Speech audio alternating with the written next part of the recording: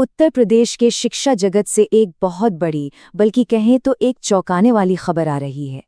अगर आप भी टीचर बनने का सपना देख रहे हैं, तो ये अपडेट आपके लिए बेहद ज़रूरी है।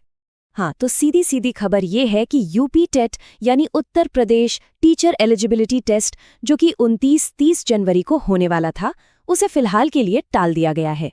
जाहिर है, ये उन लाखों उम्मीदवारों के लिए एक बड़ा झटका है जो महीनों से, शायद सालों से इसकी तैयारी कर रहे थे। तो सवाल उठता है कि भाई ये फैसला लिया किसने? ये फैसला आया है नए नवेले उत्तर प्रदेश शिक्षा सेवा चयन आयोग की तरफ से। ये वही आयोग है जिसका सब बेसब्री से इंतजार कर रहे थे, और देखिए आते ही अपने पहले बड़े एक्शन से ही इसने सबको चौंका दिया है। और इस पूरे आयोग को लीड कौन कर रहा है? इसके नए चेयरमैन प्रशांत कुमार। अब यहाँ एक चीज़ बहुत इंटरेस्टिंग है। प्रशांत कुमार कोई एजुकेशनिस्ट नहीं है, वो एक पूर्व डीजीपी रह चुके हैं।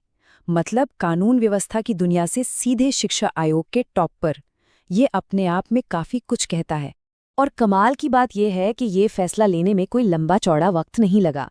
पद संभालने के ठीक बाद मंगलवार को हुई अपनी पहली ही ऑफिशियल मीटिंग में प्रशांत कुमार ने यूपी टेट को स्थगित करने का फैसला ले लिया।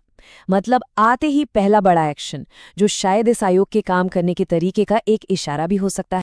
अब जरा इस फैसले के असर का अंदाजा लगाइए। 15 लाख से ज्यादा उम्मीदवार। सोचिए, ये सिर्फ एक नंबर नहीं है, ये 15 लाख सपने हैं, करियर हैं, जो अब एक तरह से इंतजार में अटक गए हैं। ये सिर्फ एक एग्जाम का टलना नहीं है, ये लाखों लोगों की प्लानिंग पर एक बहुत बड़ा क्वेश्चन मार्क है। तो चलिए, अब तक जो भी हुआ है उसे एक बार फटाफट देख लेते हैं। पहली बात, यूपी टेट की परीक्षा टल गई है। दूसरी, फैसला लिया है एक बिल्कुल नए आयोग ने। तीसरी, इस आयोग के जो नए चेयरमैन हैं, उन्होंने अपनी पहली ही मीटिंग में ये बड़ा कदम उठाया है।